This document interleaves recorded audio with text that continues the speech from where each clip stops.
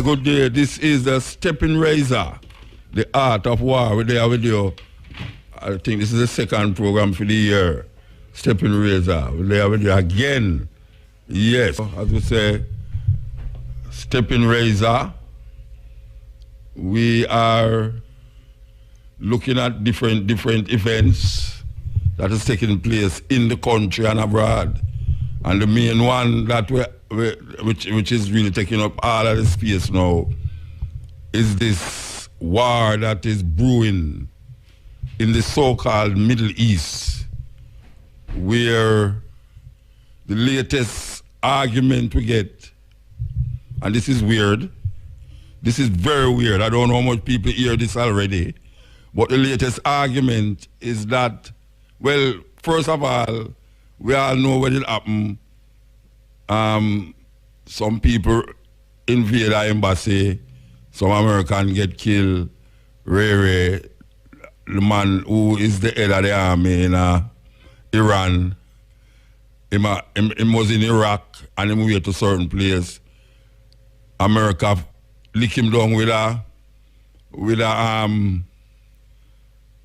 drone strike, kill him. Millions of people demonstrate.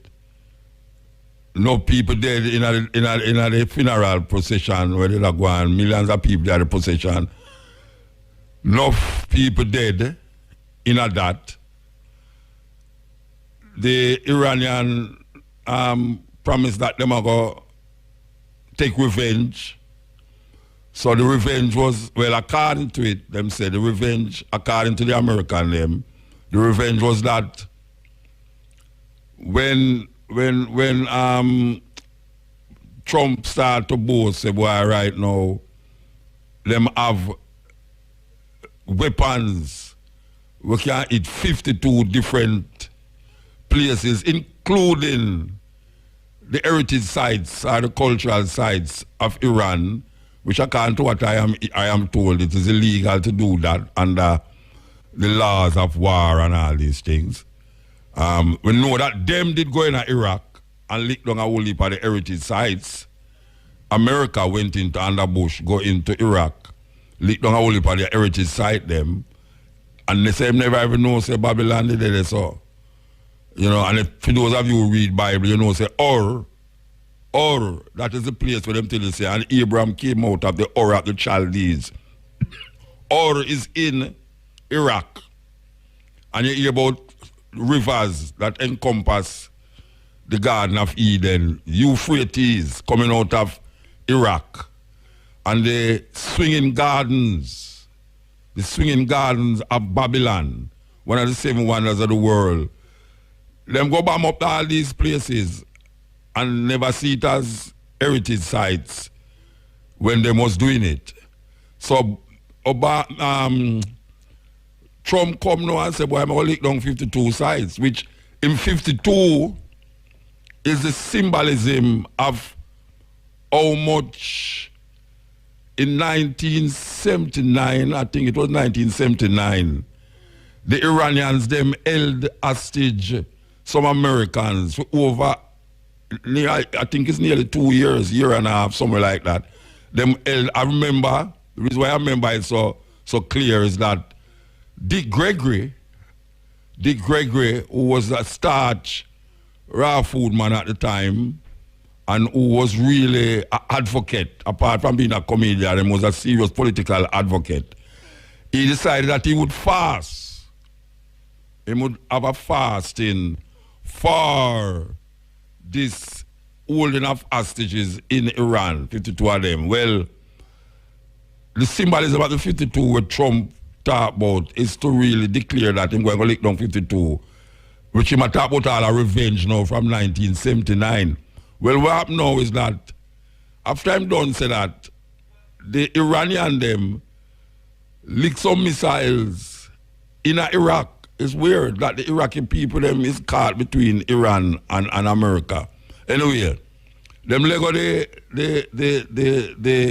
missiles them in Iraq. Never kill nobody, never harm no soldier. Trump declares, say, boy, right now, that is beautiful. That for sure say them really I yield to the pressure where the guys them that talk about pressure him, them a pressure him because him never have no valid reason for go kill the man. Him no business with all where them a say still. Anyway, the long and short of it is that there is no I bomb you bomb me taking place. But what happened after them done declare, the White House done declare, say, well, it seems as if that is them a warn America. By not killing nobody, them a warn America, say, them have the strength for really attack them. Anyway, what happened today now is a big issue because the vice president, the vice president from the White House said, what are you talking about? Say the Iranian them never want to kill nobody. Them drop the bomb there to kill people. You know what that mean now though? That means that if the intent was to kill America, and even the intent, him not let that go. So him a declare say, all the news people them want to talk about, well, you know, they just put in a warning say them can't do this thing. But them true because them don't want a war and all them thing there. And think, him say, look here, it's foolishness to attack. They wanted to hit the targets, it's miss them miss. So him a tell you now, say, look here, be prepared for attack them again. This is not Trump I said this no, you know, this is the vice president. What name again? Well, the vice president again. Look a soft spoken brother, we go like him can't match ants. Beware of these people, you know. You know, the people that were next door, you ever see movies yet when them say, this nicest guy next door is him murder the people. They say, oh, we didn't expect that of him, you know. He was such a gentle and kind person. Well, this is like this man here. This man here now, him come out clearly and say, it's miss them miss. Them didn't want to bomb the place, it's miss them miss. So it's the next problem that. But we're going to watch that, you know, because serious thing. It's really a serious thing I go on. Very serious thing I go on. Okay, we want to say this. When I say it's time now to do this, it's time to shake things up even more in the new year. And you could win $15,000 until February the 14th. Digital customers who have downloaded the latest version of the My Digicel app and purchased a plan in the last 7 days have the opportunity of winning. You could get a call from us here at IRFM between the hours of 6 a.m. and 8 p.m. every weekday. But don't say hello. You must answer by saying the slogan, Shake to win with Digicel. Digital Shake to win. And 15,000 is yours. Can you imagine that?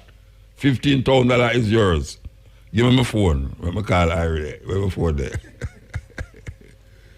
Shamara said she go call. You shouldn't tell me that she just call.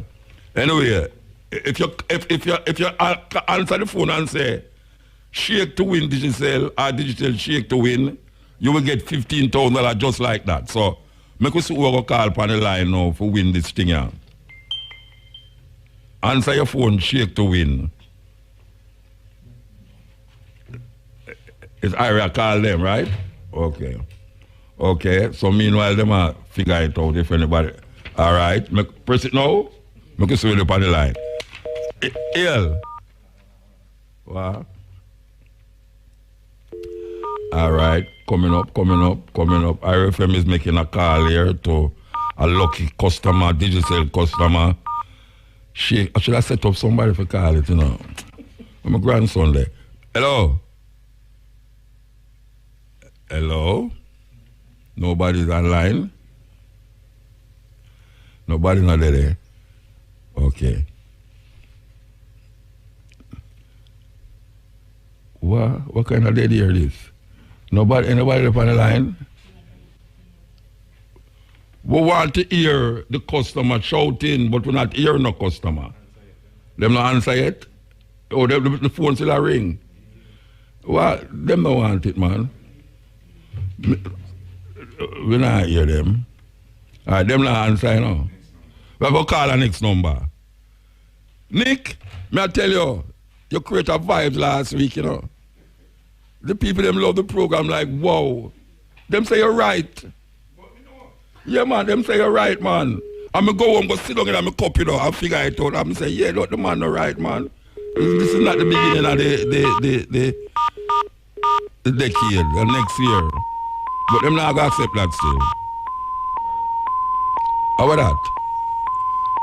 That sound like a drone. All right. Let me come yet. Another one there. All right, the phone will ring. It's what I no. Hello? No, you know, you shouldn't say hello, brethren. Huh? You shouldn't say hello. I'm Mutabaruka call you from IRFM. You shouldn't say hello. What call me? This is Mutabaruka. Alright, one night. What is happening to you now? What happened to me? And when it happened to you, you was going to win $15,000. But you answer the phone wrong. You should have said shake to win with Digicel. If you did say that, you'd have get $15,000 right now. Huh? If you had said fifth shake to win, you would have gotten $15,000. So I'm like him now, him not hear me I say. Next caller. Next caller, I'm done lose already. Next caller. So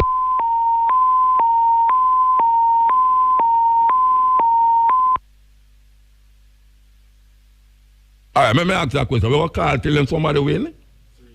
3 times. Alright, not 2 times. No, 1 time that. No, the other one never answer. I saw you do it. Why you rough, man? Oh, did you say so? Alright, even if them not answer. Alright, so me heal. Oh, them. Alright. Going. So, can I take half of the money if nobody don't get it? Nick, can I get half of the money if nobody don't take it? No. Did you say Oh man, there's not no fear, man. Alright, $5,000 me ask. Okay. Yeah man, everything there on the radio right now. This is a Digicel giveaway. Phone ringing.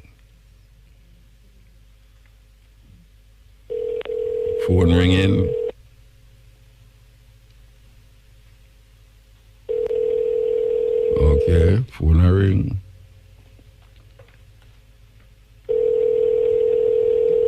So the money down there because the voicemail box of 187. all right, at the tree that then.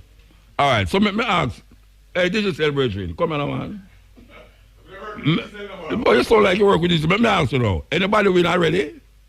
not from Or today start? Yeah, today start and it's all voicemail and person saying hello. All right, for all those who is listening to IRFM now, tell your friend them, no matter what, you see when your phone ring, don't say hello. It now work out for you if you say hello. Even if you don't feel say IRFM now, it don't matter if you don't have to feel say IRFM will call you. Just say shake to win. That's all you have to say. Shake with Digicel. Remember, no other is not flowing on Digicel. Shake to win. Shake to win with Digicel. Even if you sit down beside your boss, or your wife, or your husband, just shake to win with Digicel. They're going to ask you, who you talking to? And they're going to have a boyfriend named Digicel, right? So, please, if you want to win $15,000, anytime your phone ring, just say, shake to win with Digicel. Okay? And you will get $15,000. It's enough money that. Especially if you work at town. A zip. Or IRFM you work. That worse. Oh, you know, Baba. Oh, you're that studio. Oh, I forgot you. You work with Digicel too? No, Nicholas Evans. So where are you doing? Come to walk behind Nicholas. You walk behind Nicholas. All right, I'm going to talk to you after about that, yeah? Click the button. There we go. So we talk about this brewing war we are going, where take place that's now in the so-called Middle East, which is really not the Middle East, is Iran, which is a old ancient country. And when I say country, I mean it was more of a governed country more than America, where white people come in and kill out the people, the Native American them, and push them on reservation. If you remember Persia, that's what it was called, Persia in at the time. Iran was called Persia, and Iraq was called Mesopotamia.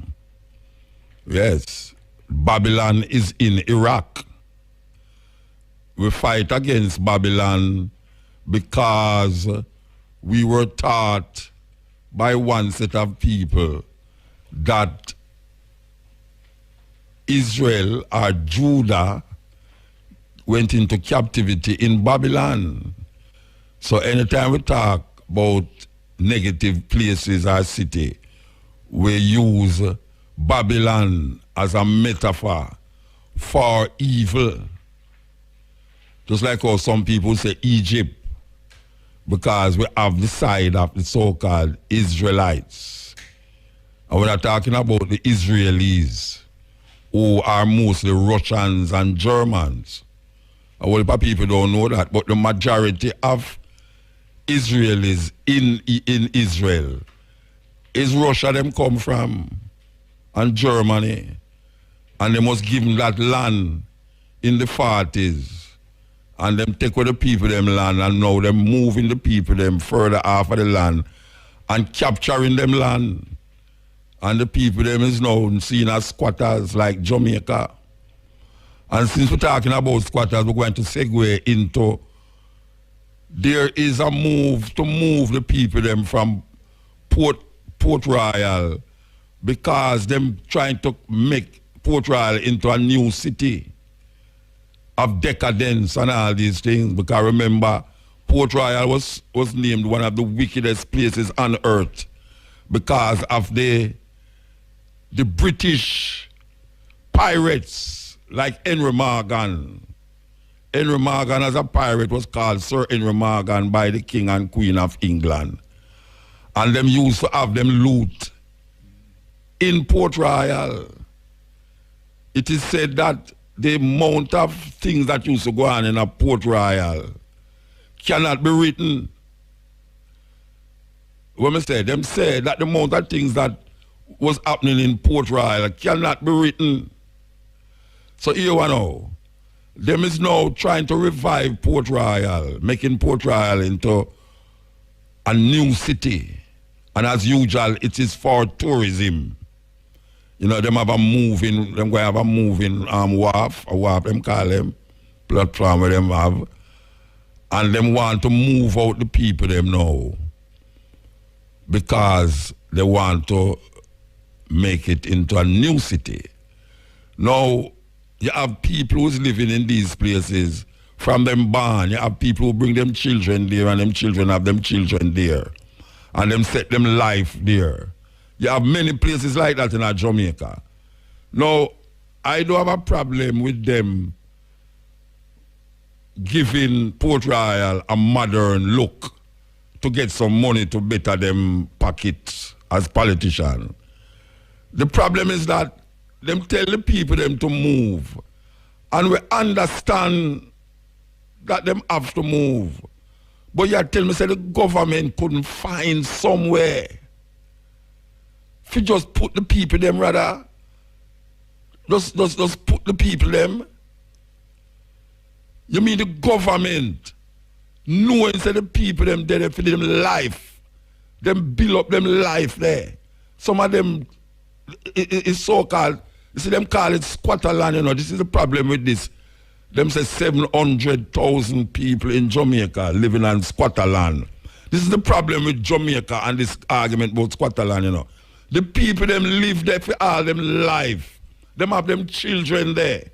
Some of them don't have no job or nothing. And y'all tell me, say, the government with all of the crown land, Queen Elizabeth land where them have, You mean say them couldn't find somewhere to put the people them even temporarily that them can really step on them foot again rather than just say, boy, right now, I'm telling you, so we're going to bulldoze on you, know, but you say, 2 Christmas should have come, you never want to look nowhere. So now that Christmas done, we're going to bulldoze on you now. Where the people them for go? Where the people them who have them picnic there, where them for go? Politician, or the minister whatsoever, who do not feel no way, Rasta? Who do not feel no way to see the people them who have lived their faith, them life? 20, 30, 40 years them live there. Nobody never trouble them from them go there. You never tell them, say, look here, you see that land here, don't go on that land here, you know. Because one day you're going to have to go move. And it's not going to be nice. You allow the people them to build house there. Them family there. And all them where them have dead so now. And you are coming in one day, something like 30 odd years to build. You are coming in one day and just bulldoze the people them and just lift the people them so Rasta. And you know sound a Christian? What kind of thinking that?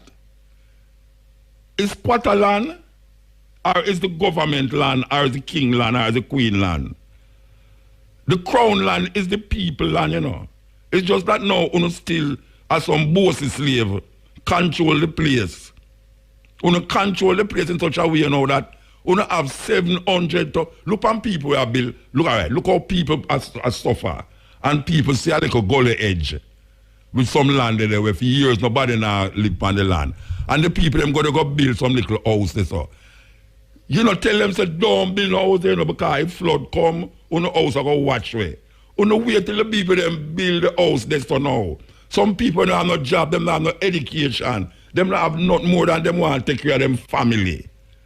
And in taking care of them family, them have to find somewhere to live. Them not own no land. My family never have no land. Me not have no land for inheriting in Jamaica. Any land when me get now, me have to go find some capture land or go buy a piece of land. These people, boy, I'm sorry for the people them in Rasta. And I will it goes so continuously, you know.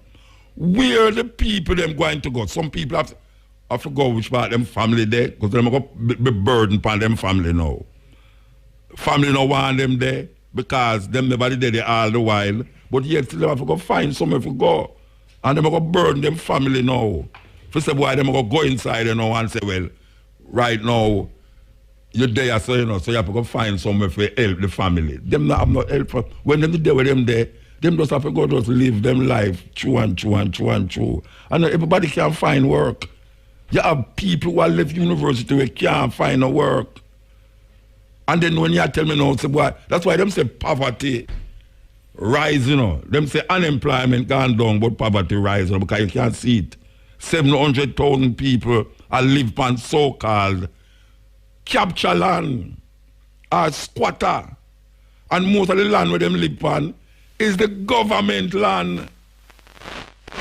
So why you move the people them off of the government land, and then when you move them, you know, find an alternative for them. They must go now fend for themselves. It's a wicked act. It's a wicked act. Prime Minister and the Minister of Agriculture and the Minister of Finance and Planning and the Minister of Environment and the Minister of Security. Only some wicked set of people to have Jamaican people and do that to them. But you want a little youth in a situation like that. And his mother bring him up and him all 19-year-old. And his mother did all dead. And not that them did all live nice. But, you know, at least them can don't work sometimes and go send little ice mint and little cigarette on the road and go through. But now, them have to move. All right. Where you want the youth though, where them look on the mother and see say mother under pressure to move from this up.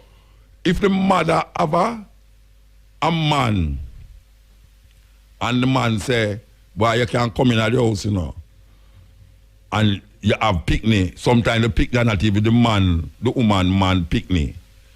She did have the picnic before she find a man there. So the man kind of almost a resent, say, why I take up the woman, you know, but him not take up a next man picnic, come in young, nah do that.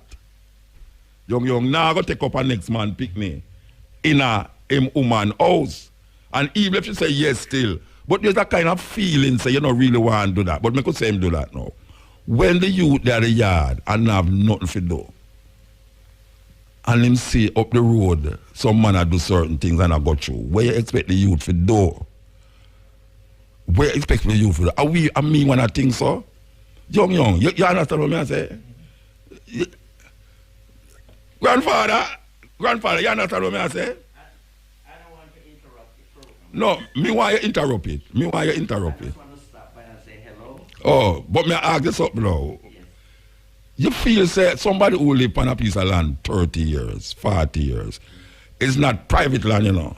It's land where government land and control land. Because nobody no come say, my land come off of the land. It's the government that tell them, say, move off of the land because we build up big hotel less or a big something less. You know, things say the government have a responsibility to help the people them to find somewhere. They put them there, they were there, this captured land or whatever it is. Yeah. And they got to the point where they have some place where they can rest their head and somebody's going to Bullshit, just like that. Something where them take, some people all have some little zinc and all plyboard where them go beg people and patch up somewhere. And them all live there so. It's not comfortable still, you know. But them live there. And you tell me, say, in a one day rasta, you just come with a bulldozer and just bulldozer half the whole of the people them. Them people are not see something wrong with that thinking there. Look how much place them have when they occupy. You mean say them can't find somewhere, them can't find somewhere to, you know. And that hurt me too, you know, them can't find somewhere. Them can't find somewhere for put the people them, you know, until you can't say, all right, look you know, we know it's hard for you, but you know, this is a makeshift thing. So I can almost, the place them going to find to almost better than where them the dead to, you know. And you have to say, look you know, just go in there so, and me not tell you to stay there still, you know, because we got one bulldozer so too. You understand? Yeah. You say why? You see, I don't know why you live at 30 years time and got more pick there, so, you know. Just warn them and tell them say it can't work that way there. And give the people them a little length to see how them can work out them life. You understand? Anyway, news time.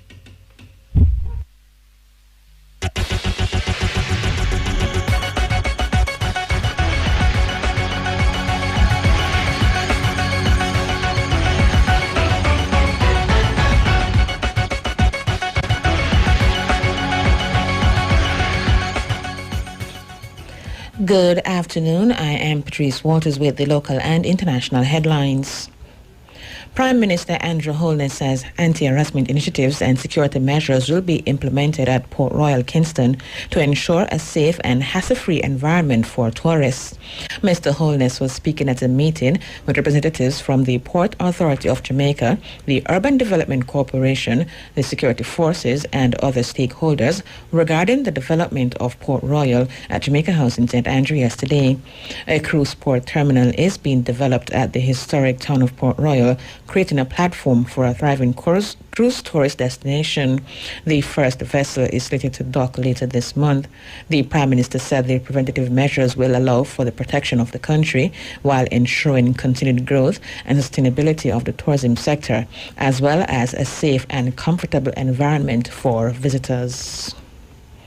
And Prime Minister Andrew Holness is calling on Jamaicans, including members of the church community, to help in the fight against crime and violence. Mr. Holness says this can be done if Jamaicans distance themselves from persons who are involved in criminality and if persons provide the security forces with information. He notes that Christians have a role to play in the fight against crime and violence besides praying for the nation, as many of them have valuable information that can assist the police in their investigations. The Prime Minister was speaking at the Heal the Family, Heal the Nation annual national gathering at the National Arena in Kingston yesterday. In news overseas, a charity says at least 17 prisoners have died over the past week in the Democratic Republic of Congo's biggest prison. Aid workers say the deaths are caused by a lack of food and medicine, as well as poor hygiene. Officials say the prison has not received any food supply within the last 2 months. Food shortages mean that the more than 8,000 prisoners there rely on their families to bring them meals. The facility is also severely overcrowded, with more than 5 times the number of inmates that it was built for.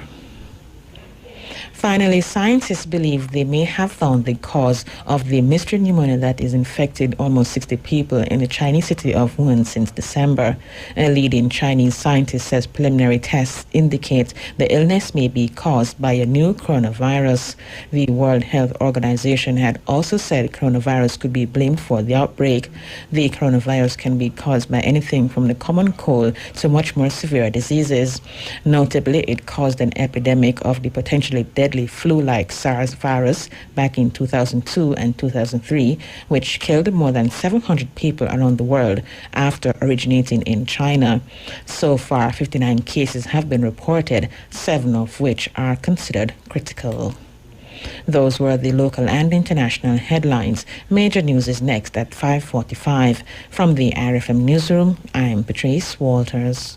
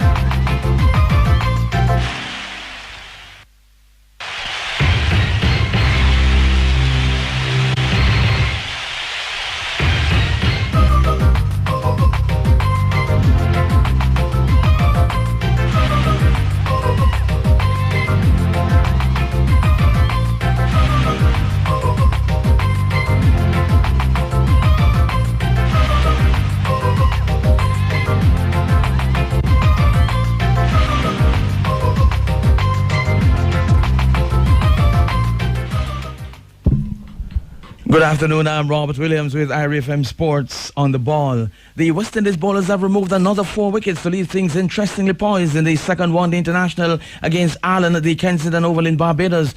Ireland at sports time reached 154 for 6 after 31 overs after losing the wickets of William Porterfield, Paul Sterling and Lorcan Tucker between the 23rd and 29th overs. Sterling was bowled by Alzari Joseph, top scored with 63. Porterfield added 29 while Tucker made 1. Kevin O'Brien was just dismissed for 31.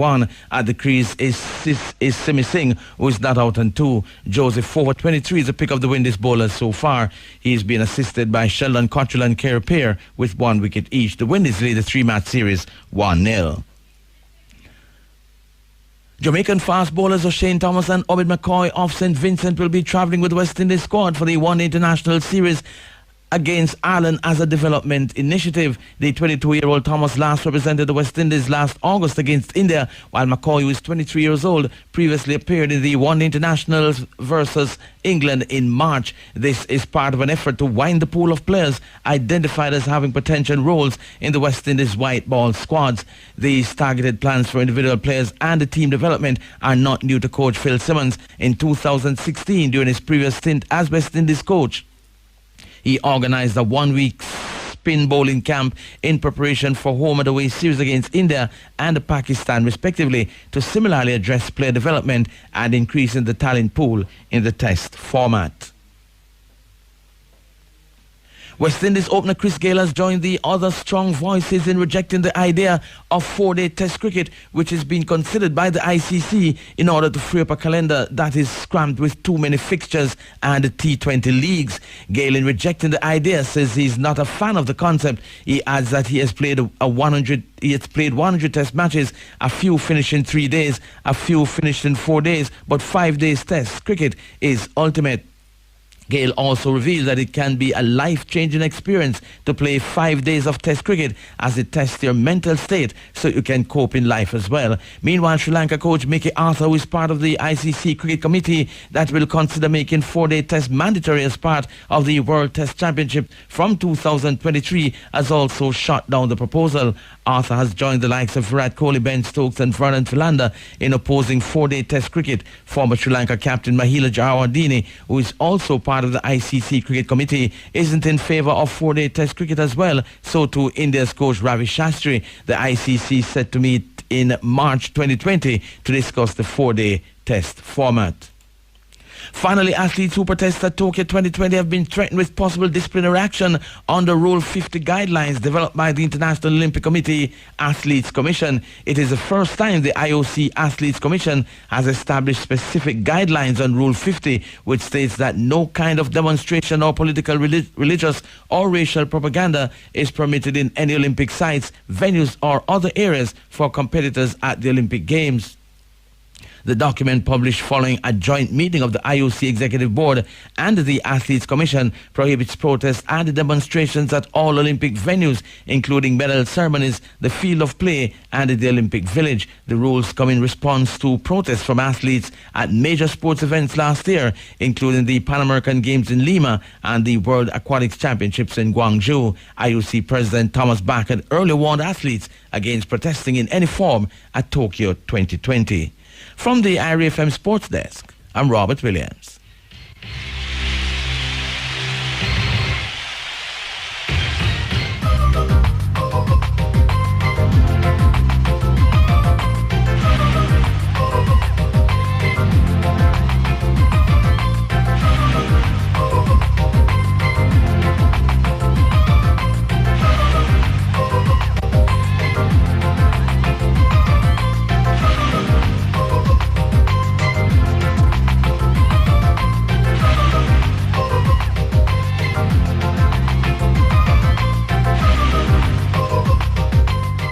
Yeah, this is the stepping razor, the art of war.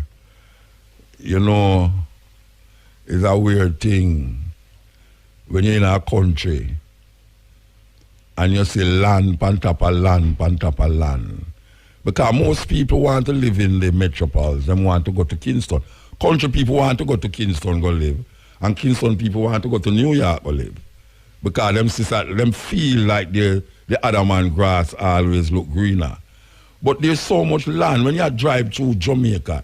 If you drive from Yasso, go to Kingston, you see more land where empty than where people live. Even if you drive on the highway, you see land that's to land. When you look over upon your right hand side from Yasso going to Kingston, you look over upon it and you see land. And you see some little pockets of tree houses. You see one and say, how them people reach up the stuff to build house? How them carry cement and black and all them things go around and all them bush there? Only part it is government land.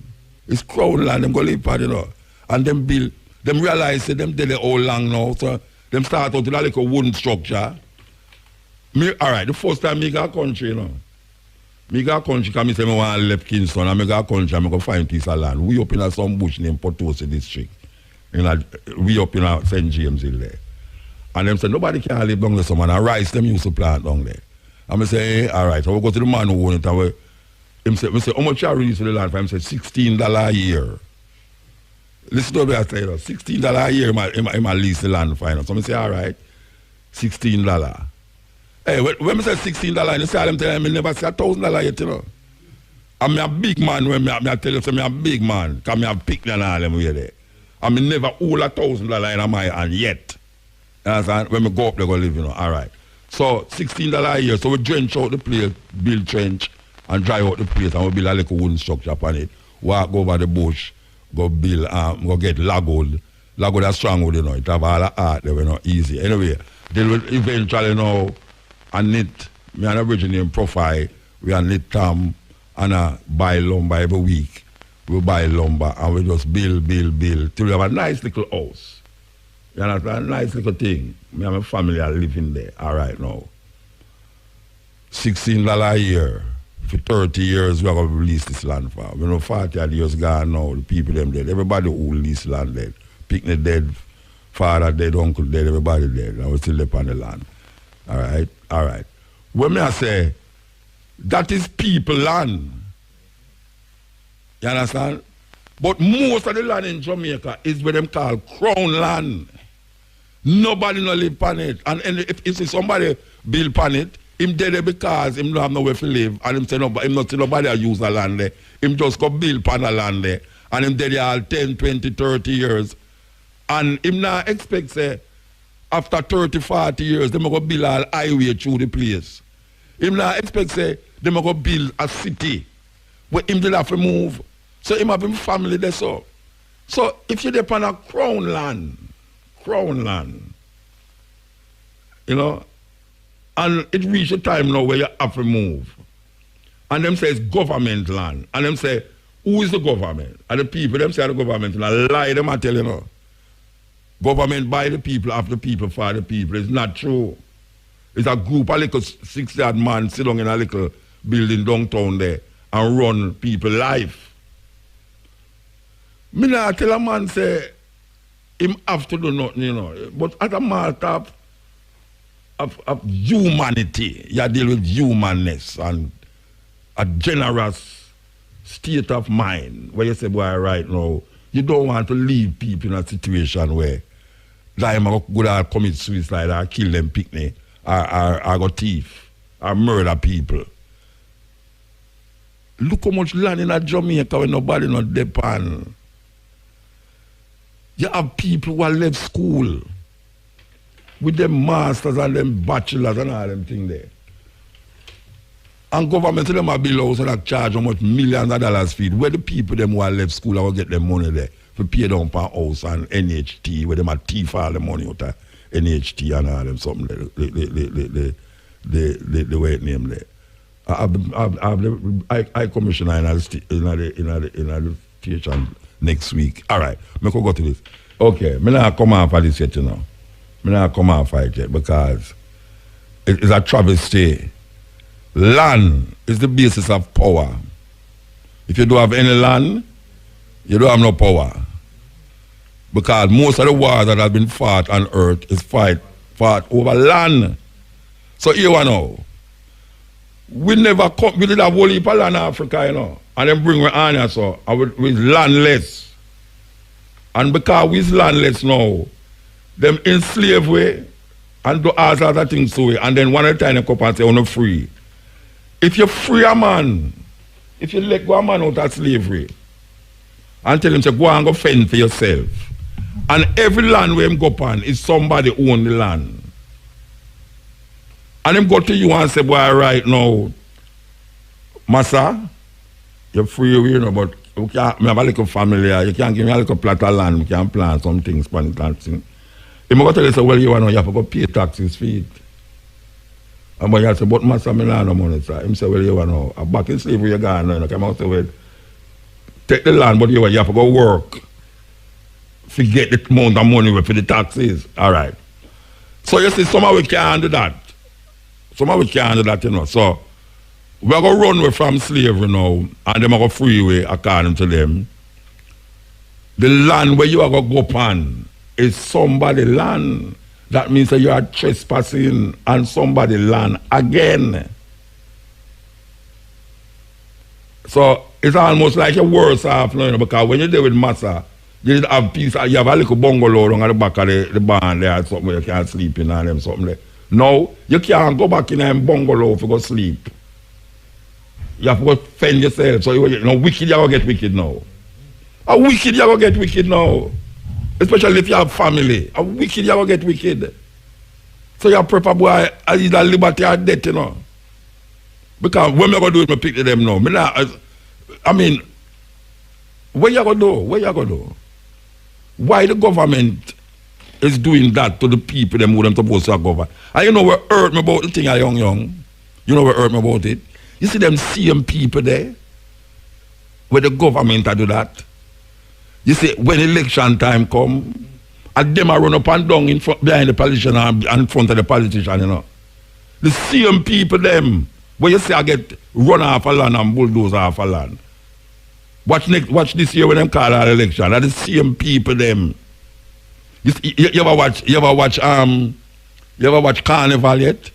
When you watch Carnival uptown, most of the people them when you say run up and down, and brown people them are run up and down and them thing there. You ever see them people they are run behind politicians on the road and hang up a truck and take them Mercedes Benz and have things marked on it and flag and push up in the front of them Mercedes Benz and them Rover and all them something there. No. A poor people when they have no car, them bicycle car them go a country. Government just rent a big coaster, put them in give them some Kentucky Fried Chicken and a Red Stripe beer, and them say, yes, give me my t-shirt, I'm ready. It's a wicked set of people them. And me know to them wicked. Me know to them wicked because watch out. Them now go make them family members go through that. Because me now gonna make my picnic them go through that. You understand? Me have to find something to make them, and me know say, even if my picnic them no have nowhere to live and them go up on piece of land where I know fear own. And government say, move. Me I go find something to put them because me have to do that. But you see the people them when me see, most of the people them are squat, them do have no other support. Them don't have no support around them. Call upon all Peter now. If Peter car broke down, all upon the highway, If mother and father gonna drive come down upon the highway with them big car and take him and carry him go home, and just say call it JAA, AAA and make them take the car and move it. You understand? You have people, if the bus broke down upon the highway, the bus could have gone left. They'll stand up on the highway and try to figure out who are going to stop and take me up. You understand? Oh, it goes on. The thing kind of bitter. It's like it got bitter taste in your mouth. If you know, say, you're in a country where most of the land is owned by the Queen. And them 7 out of 3, almost 3 million, 2.7 million, almost 3 million people now there in Jamaica. 700,000 people, them called squatters. 700,000 people, That are more than the population of Kingston, 700,000 people are squat on land in a Jamaica, modern Jamaica. And when you look at so much building that go up and how much gated community and all them something there, 700,000 Rasta. And we just go like say, well, I just said go. It can't work so. It can't go so all the while. It can't really go so. And them, as I talk about that, when I talk about buy wood for go build house, I think. We used to go to Negril every week. For 4 years, I drive go to Negril, go sell. Tam and all them something there. And that time hotel, still hotel nice now. So much hotel never done it still. Because you could have drive on the road and still see the sea. Now you drive on the road, you hardly can't see the sea at Negril. All right. Lucy is a big, almost like a town now. It's like so much hustle and bustle going on Lucy. Now, Mr. Fenter, where the minister health name again? Where the minister health name? Eh? Mr. Tufton. All right, Mr. Tufton. You say me I am a brethren, Mr. Tufton say, Muta, I am a brethren, I say, all right. I accept it. I prefer be somebody brethren than them enemy. You understand? All right. Mr. Tufton say, me and them are brethren. Here I know. Me hear Mr. Tufton make a statement on the radio. Say, if you allow water to accumulate in your place where them can prove say mosquito is a breeding of a mosquito, them can charge you up to $1 million. You never hear that? You didn't hear that? Well, me I tell you the same say, trust me. Trust me, him say it. You can be charged up to $1 million if them find that you are creating a breeding ground for the mosquito that is causing how much people now for dead, for what them call it, dengue? Dengue. All right. Mr. Tufton, I want you and I dare you to arrest the member of parliament for Lucy, or what them call them, the mayor of Lucy. I don't know who them going to arrest. Arrest one of them down there, because I am going through St. Lucy the other day and I see this big sign mark, welcome to Lucy. And brethren, you see under the sign, there is a gutter that there will stretch almost the whole length of the main road in Lucy. You know which part me attack? The road of this gutter go right down to the other side where the people them are selling along so you know. None of the water not moving. When you look inside of when you're looking at the water, you know, me I tell you, know. When you're looking at the water and you see the sea over the other side, you know. Because the road narrow, you know. The road very narrow. It's like from here to go to which part the operator there. Because so narrow, everything had run just there. So the sea over there so dirty, but the water under the sign, you know, welcome to Lucy. It start right there, so the gutter. And when you look on it, go right down. None of the water now move. The water black. I mean, grey, green. Then wait there. Mr. Tufton, what name? A Tufton? No, Mr. Tufton, me I have a friend, brethren. But the man who responsible for the member of parliament for down at that area there, them need to arrest him and charge him $1 million, not even $1 million, you know. Them should have seized him house. Because me know the film house not have nothing like that in there, so. And you have people a sell, you have shops, you know, right alongside it, you know. And me I say, not to mention that you can't move through the city because it's so packed up. You can't move. There's no turn off if you go around the other way to go to the grill. Unless you go through the hill them. Go way up na the hill before you reach in a Lucy, you turn left and go up na the hill and come out back in a green island. So. This when me I look on the thing and me I say, then Mr. Tufton I talk about him go charge people. Who am I go charge $1 million? Who? Him not go charge. Him not charge Peter. Because you go to Peter here and we will have no water much less. Eh? Who you go charge $1 million now?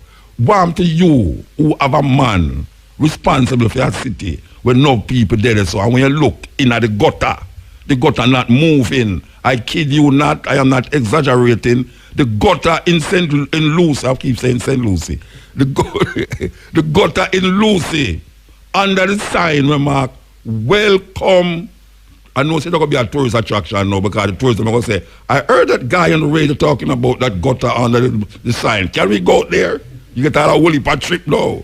All of the coaster man, they get trip to go up, the taxi man want to go out, you know.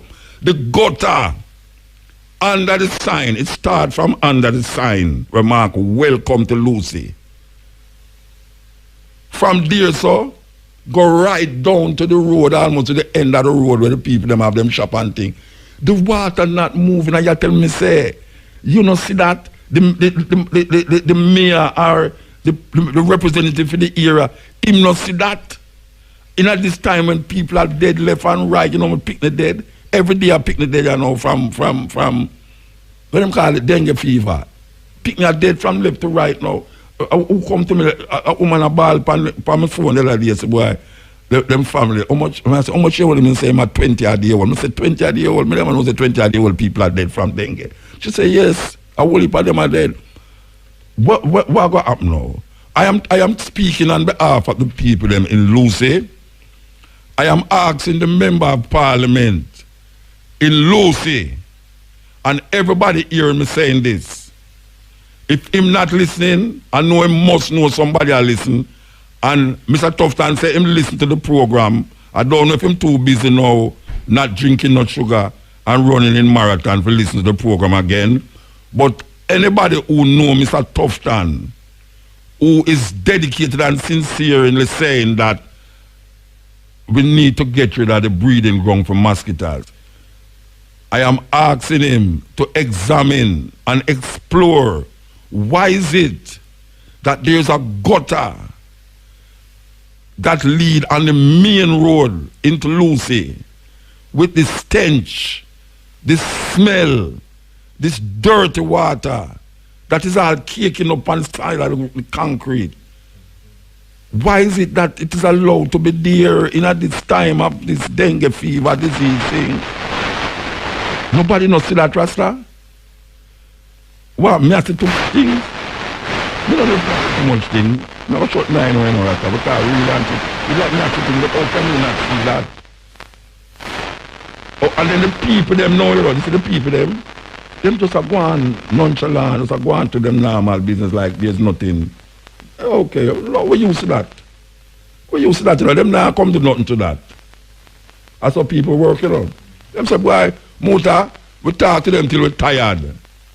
And them now do nothing about it. And when two people dead, now you get them a ball out and say, yeah man, the people, they must make sure so them empty all them this and that and bore hole in the candles steam them and that the water there. You can't tell me, say, nobody no catch dengue from that the water there. If you want to do a man a serious thing, if a man trouble you down and Lucy, just go for just go for a mug. Just go for a mug and take up the water and say, come near me as if I don't give a dengue. Click it. Here we go again. Digicel Shake to Win giveaway promotion. It's time to shake things up even more in the new year, and you could win $15,000 until February the 14th. Digicel customers who have downloaded the latest version of the My Digicel app and purchased a plan in the last 7 days have the opportunity of winning. You could get a call from us here at IRFM between the hours of 6 a.m. and 8 p.m. every weekday. But you must say hello. What you must say, you must answer the phone by saying, shake to win with Digicel, or Digicel, shake to win. So, you ready? The phone call. Make we hear who going to win this $15,000.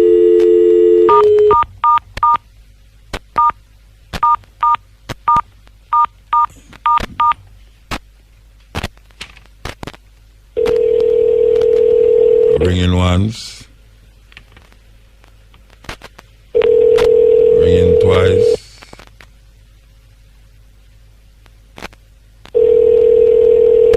Ringing thrice. We're sorry. Your call cannot be completed. Okay. Here we go again. That is one call. I think we have 3 go to it. You have to say shake to win. With Digicel.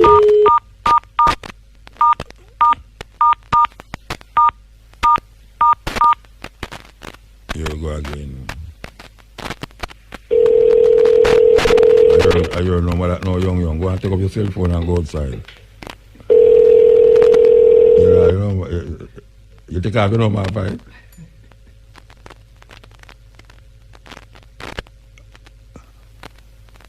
Yes? Well, to that. Oh, that does stop, so. Them answer? When I hear them,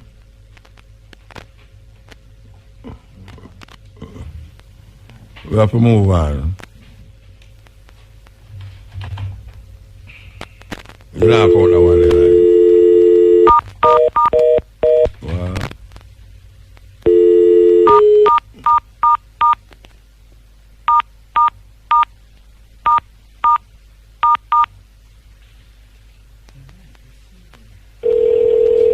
One. What a quietness. Oh, bad. Eh?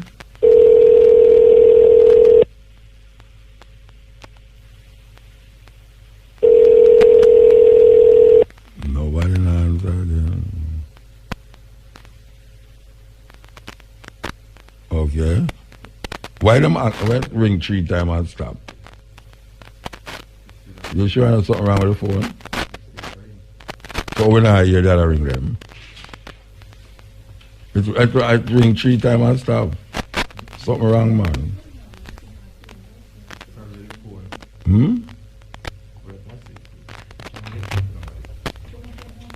When I call again, I the 3 that. 3 of them, none of them, man. So I can't take the I can't take the $1,000 of them. Because them say if you answer incorrectly, the person get 1,000 digital credit. Oh, but my phone can't take credit. It don't. If you want to business, why you can't take credit when you have postpaid? Them just set it that way there. Yeah. All right, well, we can't say nothing about that one yet. Nobody not answer the phone. Maybe I told them no area calling them, say them no answer. We almost do now, Shamara. End it now, right? Well, it'll come up on the program again. This program, 5 past 5. All right, digital promotion. I have no $15,000 where you not give away. I wonder what can milk some out of digital that way there. Because I really like some rebate still. Digital. And Digiplay. Remember some truck bus are going on, some fan are going named Digiplay. Digiplay, them call them. Where them have? Where them have? Them give you cable. Where them name again? Digiwa. Digiplay. Where them give you cable and all them something there. Maybe we should have changed what I have now still, you know. Because the one I have now work out with me. Yeah, it kind of sour. You know lime with sour? Yeah, it kind of sour lime. Maybe we should have changed. Every time I see that van, I try to figure out, where them people that Digiplay, them really is, I need to check them. Yeah, I need to check them because it's weird when you all watch all your TV and you just see all of a sudden, you see it gone and they might bring advertisement, you know, the middle of it. I mean, who wants to see middle advertisement when you watch certain things, you understand? I'm going to change.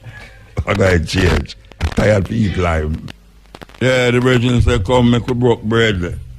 You know, breaking bread is a kind of bonding, kind of friendship. You have to try to develop a certain friendship. Wow. You know, the squatter thing there on my brains, you know. The squatter thing, it there on my brains hard, may I tell you? You know, and where people, you know, them say every man think his burden is the heaviest. And sometimes you have certain problems on your head, you know, you feel say, well, you get so depressed and all them things, but you have people out there in a Rasta. Where them, you talk about the light at the end of the tunnel, them don't have no tunnel to see through. It's a weird thing, you know. Yeah, man, it's a weird thing, man. Come with all that thing now, say, boy, you want to say, I don't really have no money for me for buying no gas to put in my car. You know. Somebody don't have no money for buy even food for put on them table. You know, see it. Yeah, the man say, he might walk and him hand it broke and him couldn't deal with it. And him did feel away until him see a man with no foot. So all the while when them things of him and look one hand were broke, which could have get better. Him see a man with no foot. You know? And sometimes you feel like, you know, so when you want help and you can't, you're not in the position for help, and it make you feel weird. Yeah, man, it make you feel weird when you see certain things, man. And then you say the people them who you feel say in the position where it's put into place to make certain, alleviate certain problem. All you can hear them I tell you is, you know, these bed of roses. And you know, like all the Prime Minister that talk about when PNP in a power, the crime gone up. And right now, when him in a power, you can't sleep with your door open and all them things there. You know, it's like, you say, why am I going to say that? Why am I going to say that to the people them? And years after now, I'm win, look there now. How much years since him in now? 3 years? It's the 3rd year, him are going on. And people can't even open them door much less. Not even them gate. Them can't open. And people is distressed. And I still like a answer. Why is it that the crime rate is not the highest it has ever been in Jamaica? Yet still it's more stressful now than ever before. In the early 2000s when it had gone, we above where they now. And you hear people in the bar and say, Lord Jesus, look and know what this, that. And you know, I hear the minister of security I say, he must say, them now move.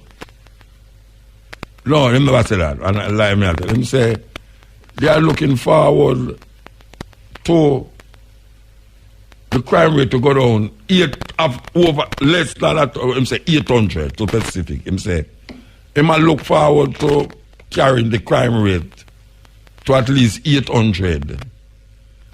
Then they will move there, so what them call it? So them call it, not so.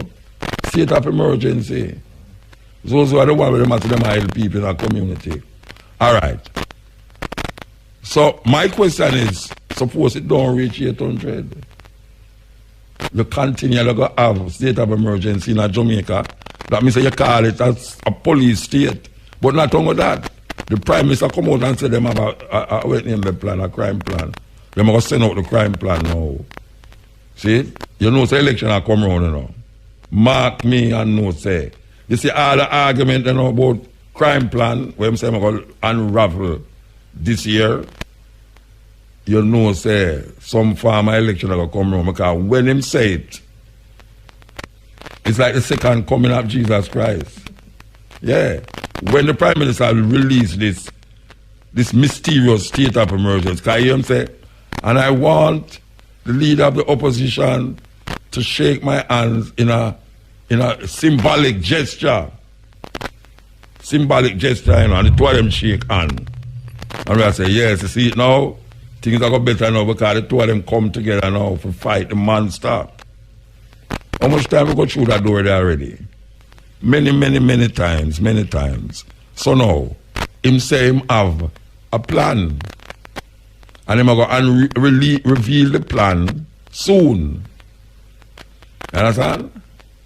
So, in revealing the plan, which is going to be a great plan that you can't say, well, enough things, because you listen to politicians. Why politicians stay so, man?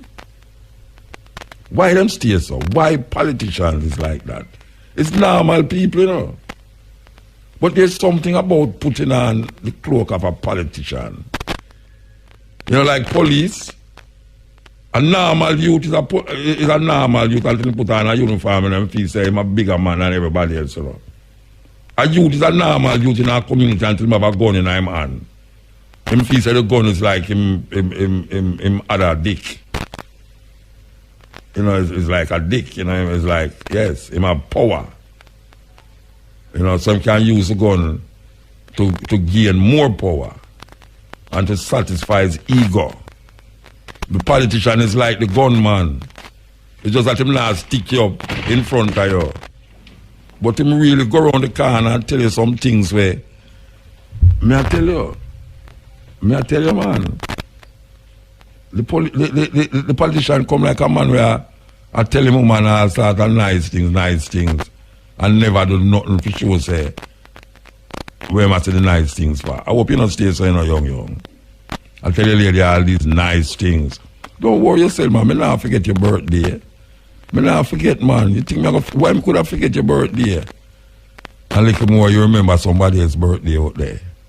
And when your birthday come now, you say, Right, me think of your birthday was yesterday, you know, time of the other person's birthday. I start to tell her all sort of thing. About birthday. It's a... Why, young, you can't let it laugh to that thing. Young, you look like you're so guilty, Regine. Eh? You don't get it. Because when I said you look for me, I wide. Like, could have bring up that?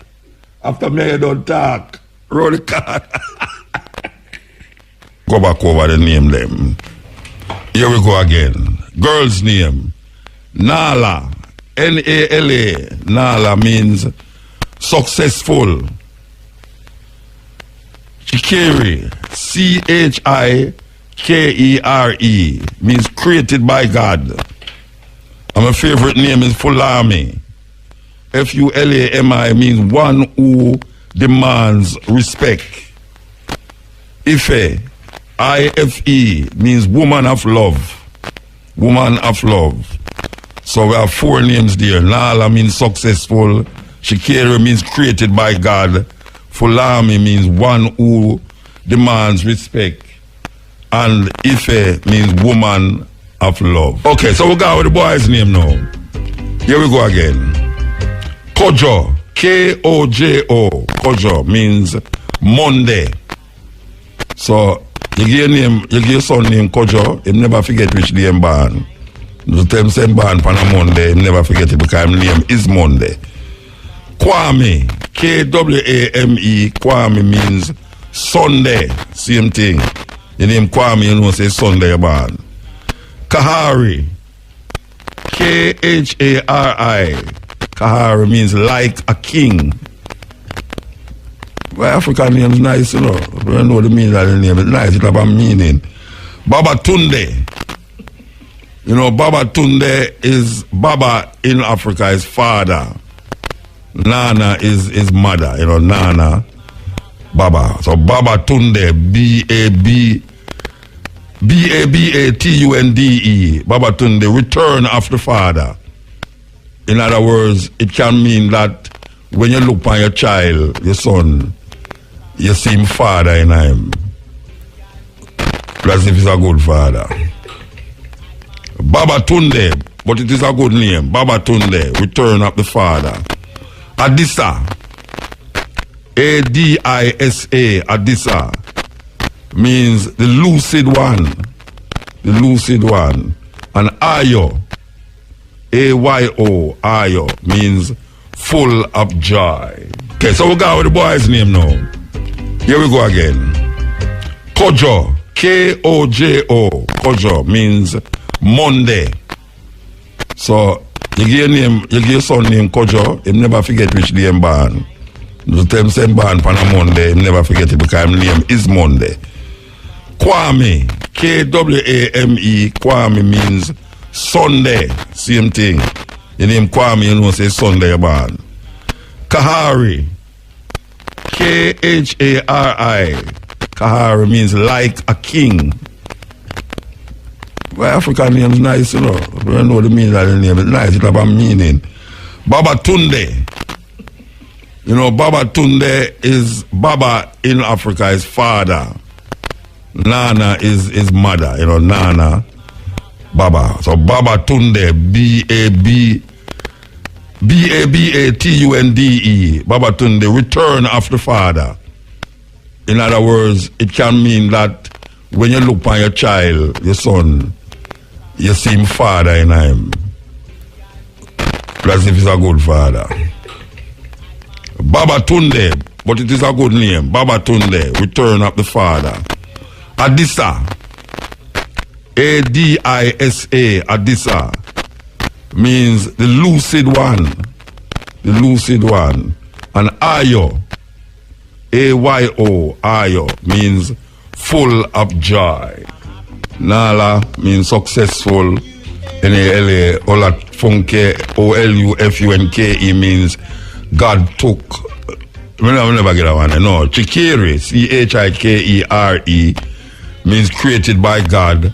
Fulami, F-U-L-A-M-I, means one who demands respect. And Ife, I-F-E, means woman of love. That's the female name, boy's name. K-O-J-O, Kojo, means Monday. Kwame, K-W-A-M-E, means Sunday. Kahari, K-H-A-R-I, means like a king. Babatunde, B-A-B-A-T-U-N-D-E, return of the father.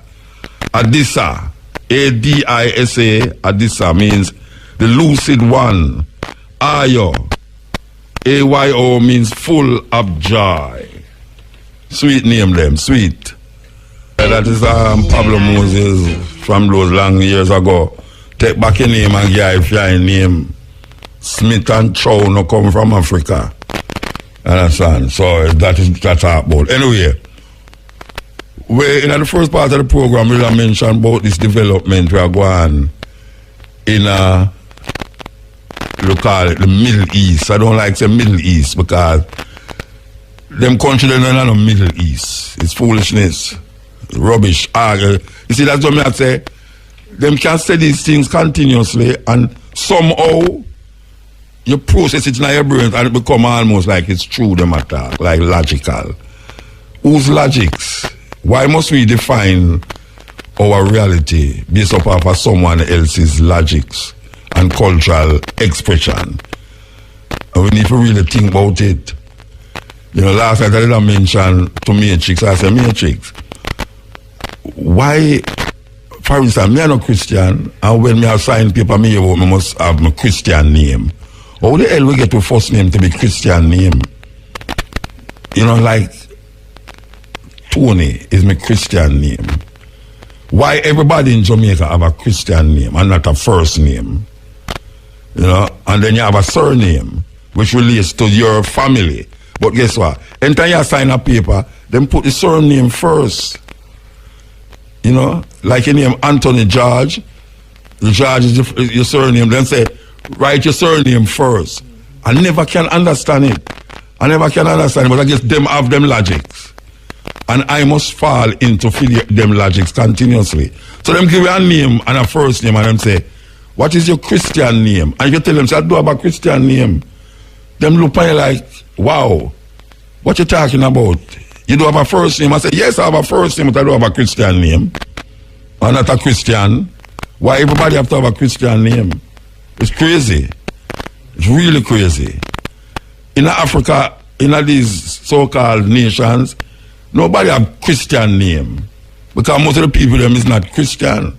It's when you come in the West, so you have to satisfy their kind of logics and understanding of self.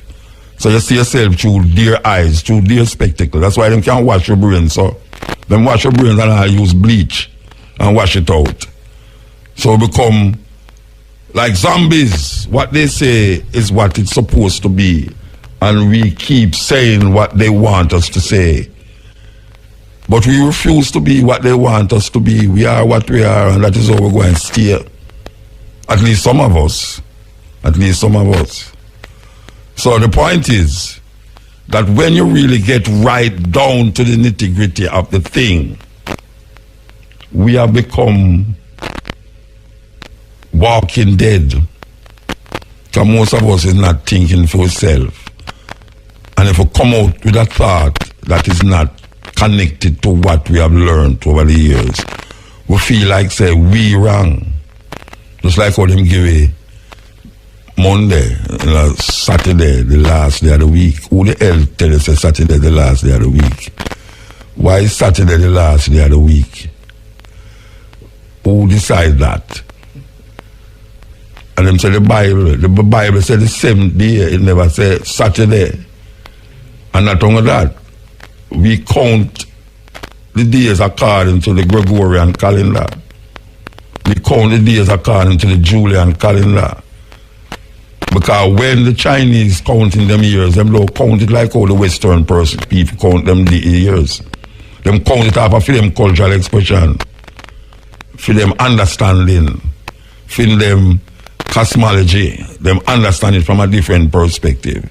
So we look upon this thing now and I say, well, when the Bible said the 7th day of the week is really Saturday that talk about, but who said that? In those days, there was no Saturday nor Sunday, Monday nor Tuesday. It's the moon and the sun that decide the changing of the day. The moon and the sun. Not a man right. You know, see? So them say Sunday is the first day of the week. Oh, you know that. We know that because they give us a calendar. A Gregorian calendar. And a Julian calendar. They decide that. And them can carry it back, way back, and say God said. God never said nothing about Sunday, Monday, Tuesday, Wednesday, Thursday, Friday night, Saturday. It's just the other day that come up. But when I say just the other day, I really mean just the other day. Who's deciding that January is the first month of the year? When other people say the first month of the year is spring. Between March and April is the beginning of the year. When spring come, there are people who decide that in a film culture. But we can't go outside of that because we're going to get mixed up. Because don't tell me if I come here Wednesday, I'm going to come Thursday. I have no program for Wednesday. It's a confusion, it's a consciousness. See, so you have to fall in. You have to fall in or you're going to fall short. You know, see? But we have to know it. We have to know, say, something is going on that is not supposed to be us. And the only way you can use it at your benefit is if you know, say, it's an illusion. Because it's an illusion, they must sell away. And the only way you can use the illusion is to know that it's an illusion. And some people live in an illusion and feel it's a reality. And with that talk last night, that's why people get so superstitious. Because mysteries create superstition. Mysteries create superstition. If you don't understand how certain things work, you're going to start to believe, say, so it works. And then think up a way where you think it will work. And then get into some superstitious thinking. Instead of scientifically work it out. You don't use mathematics or science to work it out. You say, boy, you know, say, I see my granny last night was dead five years ago. I say, oh, you see that? I say, yeah, man, let me not see her, man. I see him close the shop on when she dead, you know. I say, wow. Close it ever rotten. You know, you think all these things. So you get superstitious. And then superstition lead to what you call supernatural. Because you start to now create different things that is illogical, but start to become real to you. And when it become real to you, now you start feeling say everybody should fall into your reality, what you call reality, which is an illusion. And it keep going on and on. That's why man create religion. Because religion comes out of culture. It's culture religion come from. Because people living in a certain space start to do things a certain way. And in order to figure out and find out how the thing works, them create these illusions in them. And we, as African people, have more illusion than most people. Because when other people are come out of it, most people who them call Jews is atheists. What I say most. And a man tell me that one time, you know, I say, really? But when I go dig out for true, I realize, but true, most Jews are atheists. If you go to Israel, most Jews in Israel is not. Them don't believe in no God. Them is atheists. And of them claim now a history that is not theirs. It's a African history written by Europeans that is not theirs. But we take it in such a way now that we really believe that there was a man who did feed 5,000 people with how much fish and barley loaf and everything there. And don't realize that for lack of knowledge, people become superstitious. For lack of knowledge. This is the stepping razor, the art of war. Okay, this is the stepping razor, the art of war. Okay, so with all of what I say, it was leading up to where we're going to play now. During the course of this invasion, not invasion, but killing of this man, a lot of people start to bring up some things what was said years ago, including by Trump. When Trump did that talk about them want to invade Iran and all these things there. For boost up them elections before the election. It's weird, you know. You ever hear them say things, you know. Anyway, Trump did declare to Obama said them want to invade Iran because they want to boost up them election thing and all them something you know. And people find the tape and play it back. But not only that, some people find some tape with some soldiers who did go to Afghanistan. I talk about them experience in Afghanistan, which is really amazing. Really, really amazing.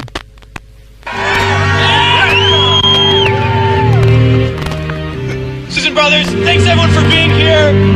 We're from the organization March Forward.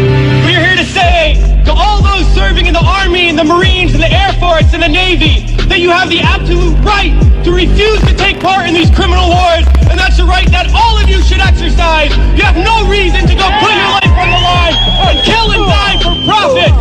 We've been to Iraq, we've been to Afghanistan, and we know what these wars are really about. And we joined the military for many reasons. Because we need a college education, because we need a job, because we need health care. And then we joined the military, and they tell us that our enemies are poor people in caves in Afghanistan, or poor people in the deserts of Iraq. But we've been to those countries, and we know that our enemies are not other poor people abroad. Our enemies are the people that laid us off from our jobs, that denied us health care, that make it impossible to get an education. Our enemies are not in the poorest countries on the planet, but right here in the richest one. The occupations of Iraq and Afghanistan alone are costing over $700 million every single day. This is a crime every single day, while so many of us are hurting. Well, I think all of us here, and the vast majority of people in this country, would agree that we can spend $700 million a day better than bombing people that we have no reason to bomb. We can spend $700 million a day rebuilding those countries we've destroyed. We can spend $700 million a day caring for the veterans we get home when they get home, and then we can spend $700 million a day giving every single person health care, a college education, a job, and a livelihood, and a home. That's who we need to be spending our money on. But this government is not going to do that. They're not going to use the money in that way. They're not going to end the wars. And they're not going to do it because it's not our government. It's their government. It's the government of the rich. It's the government of Wall Street, of the oil giants, of the defense contractors. It's their government, and the only language that they understand is shutting down business as usual. And that's what we're doing here today. And we're going to continue to do until these wars are over. It's crystal clear now that these wars are going to continue and expand and go into other countries. That is the trend. That is what we know, that there is perpetual war, and it's only going to stop if the people stand up and stop it. And that's what we're going to do, sisters and brothers. A lot of people ask me, what do we do? Because we all know things are bad. We all see the atrocities on TV. We read about it. We experience it. People always ask, what do I do? You always want to know what to do. Do we vote? Do we support a politician?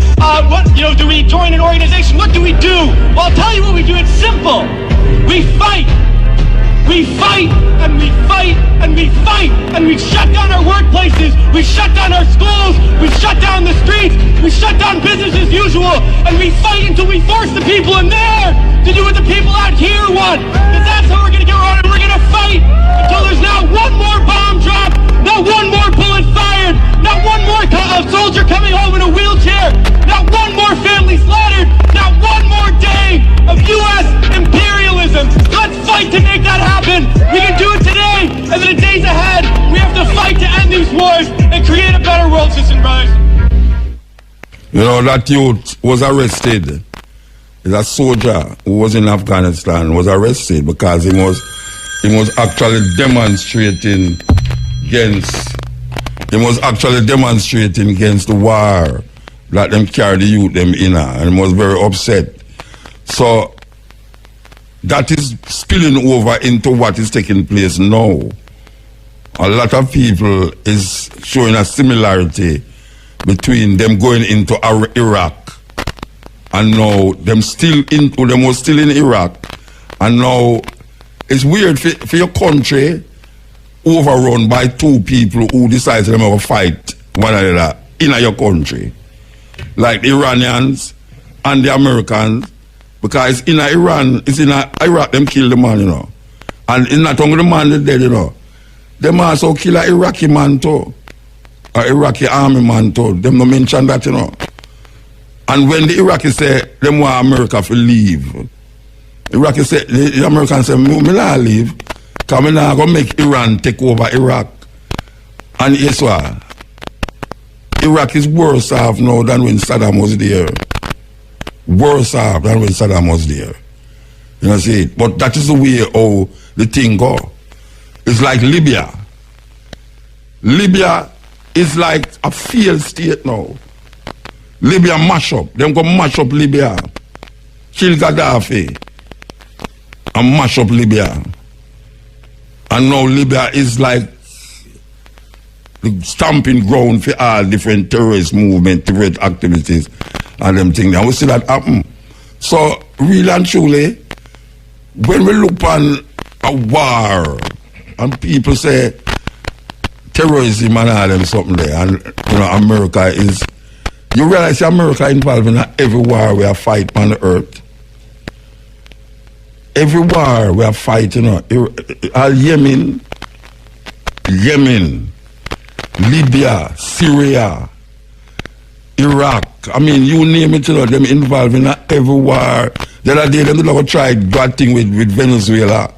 I don't know what happened over there, so. Because we don't hear nothing more about it again. The man say, all right, don't think something bad come. And we know, say, the man, there's always some mouth them have because them not have the power. And that is really what America know. America knows, say, look here, we have the biggest army and the biggest gun and the most technologically advanced murder weapons. So don't test me. And them really want to try it out too, you know. You think they don't really want to try it out? But you have some people them can't mess with, you know. Them can't go to them like no bad man is in North Korea. North Korea man say, all right, I don't care what you want to say, you know, and them go friend up Trump, you know, and still go on with them cheeky business around the corner, you know, and declare. And him tell them same have nuclear weapon. Yeah, man, him tell them same have nuclear weapon, and them now go me here where Trump said to Iran, there's no way he's going to make them have nuclear weapons. No way. So, him know to them not have it, you know. But see if them have a look like, him break away from a treaty where them sign, because him say, Obama signed treaty, and him say, a foolish thing.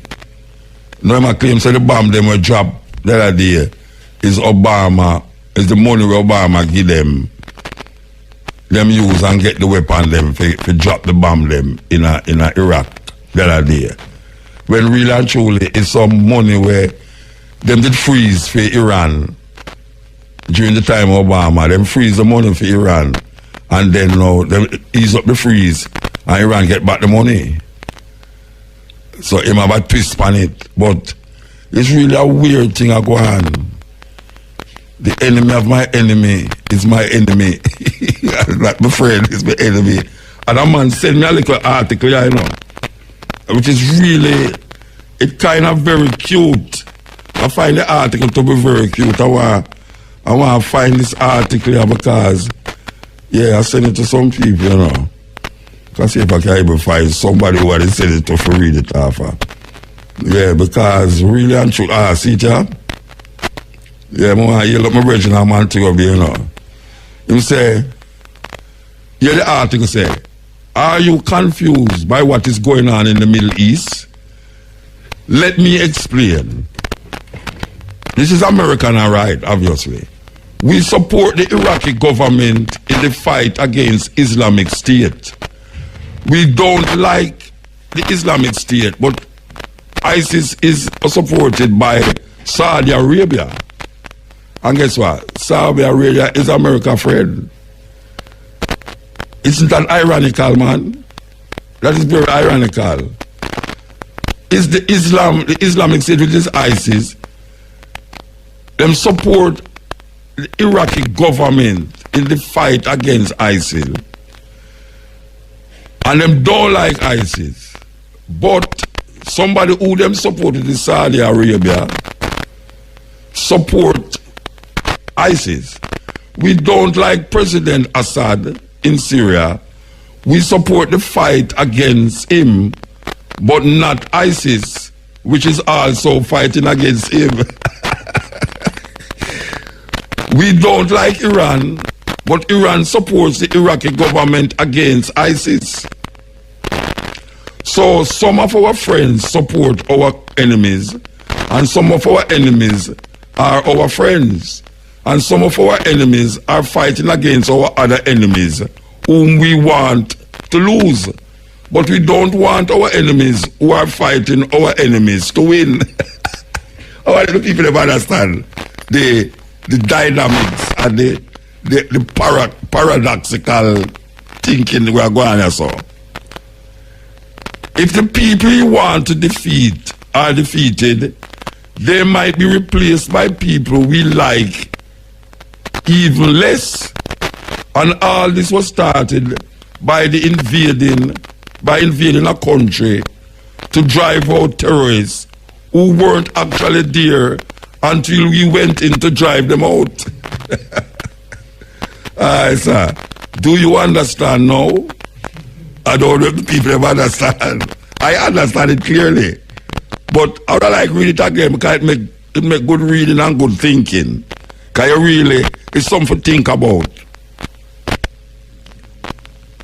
Are you the person who is writing name Aubrey Bailey? Aubrey Bailey is the person who writes it. Him say, are you confused by what is going on in the Middle East? Let me explain. We support the Iraqi government in the fight against ISIS. We don't like ISIS, but ISIS is supported by Saudi Arabia, whom we like. We don't like President Assad in Syria. We support the fight against him, but not ISIS, which is also fighting against him. So in other words, America not fighting ISIS inside Syria because ISIS is fighting against somebody who them is fighting against. We don't like Iran, but Iran support the Iraqi government against ISIS. Sir. So some of our friends support our enemies, and some of our enemies are our friends, and some of our enemies are fighting against our other enemies. When we want to lose, whom we want to lose, but we don't want our enemies who are fighting our enemies to win. If the people we want to defeat are defeated, they might be replaced by people we like even less. And all this was started by us invading a country to drive out terrorists who weren't actually there until we went in to drive them out. Do you understand now? Serious food for thought, man. Serious food for thought. Click that. And I'm saying to whosoever is responsible, since we can't get this man, Mr. Mark Bennett, how long now we are trying to get him and can't get him, that something need to be done about that sewer, that stinking smell, that is the odor of, that's setting it's setting the ambience for entering Ochi. It cannot keep going, it cannot happen, it cannot keep doing like that. There must be something that to be done. Must. You can't tell me say nothing can be done. There must be something that can be done about that stinking smell. It's unacceptable. And I'm going to tell Mr. Bartley, him say me and my friend too. Yeah, him say, Muta the great Mutabaruka, man. You know, so I prefer to have friends than enemies. Yes, and I am saying, I am going to report you to Mr. Mark Barnett, and no people may have to inform upon, you know. Yeah, me have to informer. Yeah, them say, if you see something, report it. And I'm seeing things and I'm reporting it. I report it to the people them who can make a difference to the whole thing, and I'm not getting no response from Mr. Mark Barnett, the president of the National Water Commission. And the other one is in Lucy. That drainage that you have running through the town is deserved. Somebody need to be charged $1 million according to the Minister of Health. According to the Minister of Health. $1 million or 3 months in prison. I'm not wishing anybody bad. Oh, I would love to see a parliamentarian in GP just sitting and reasoning with Vibes Cartel, trying to ask him if he want him write a tune for him. I would love to see that, man. Or even Ninja Man. Make Ninja Man skin him teeth and show him say, him not really have the amount of gold teeth him used to have again. So, anyway, I'm not going to labor the thing because the program I got done here now. We give thanks to Shamara. We give thanks to Peter.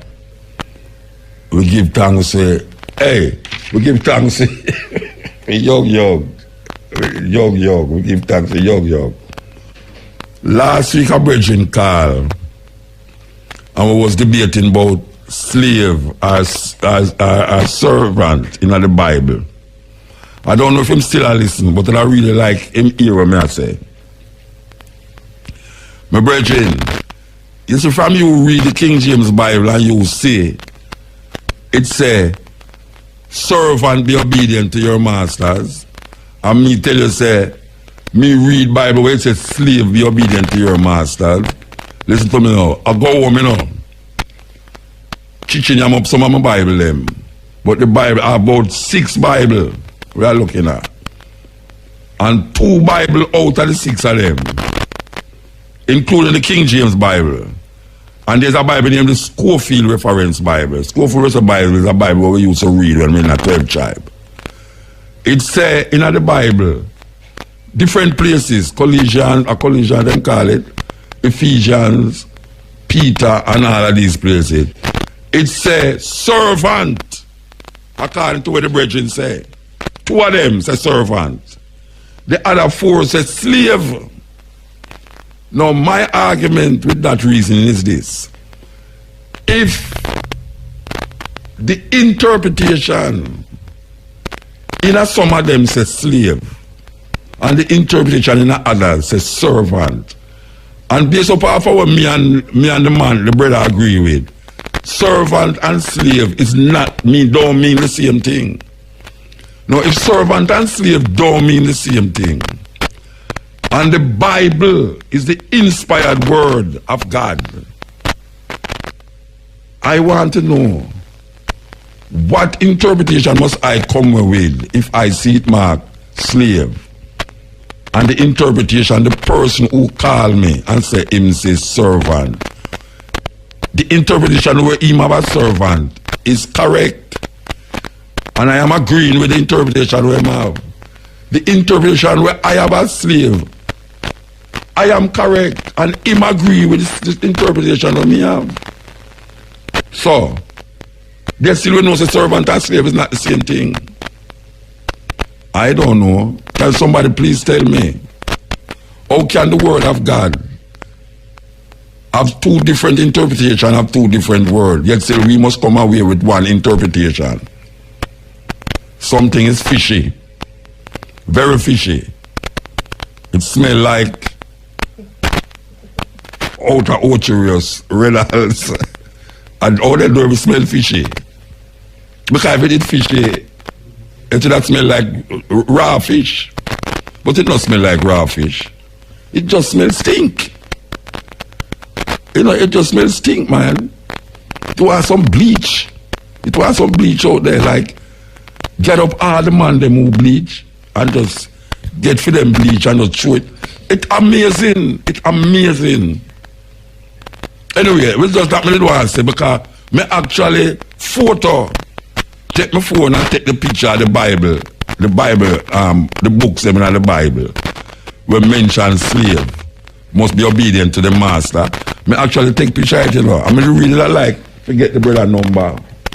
When I like get the brother number, for make him tell me say, oh, we're going to rectify this interpretation problem where we seem to have as it relates to slave and servant, because it can be that one of it wrong and one of it right. The two of it right, something wrong, and it's not me or him. The two of it right, but it's not me and it's not the brother. That me I say, okay. So we say give thanks to the moment, give thanks to the time. We'll have 2 more of them clips for play now. I wonder if we can play it before. We can play it. 1 minute. Then about 1 minute, man. Trump not talk long, you know. It's a Trump clip, you know, like a play. You see, that all disappear now. It take too long to play it. It's a Trump clip, man. Where Trump did say, November. Never play it, man. Eh? No, man, I know it, that, man. Eh? Oh, there was a brother, yeah. Yeah, Trump, all right. Make a play it, and then the program, bro. Make a play it. It a come true? Who could have predicted why this would be happening today? Our president will start a war with Iran because he has absolutely no ability to negotiate. He's weak and he's ineffective. So the only way he figures that he's going to get reelected, and as sure as you're sitting there, is to start a war with Iran. I believe that he will attack Iran sometime prior to the election because he thinks that's the only way he can get elected. Isn't it pathetic? He's right. It definitely is. That was that was Donald Trump in 2011 November, speaking about what the president at the time had planned to do. Okay, news time.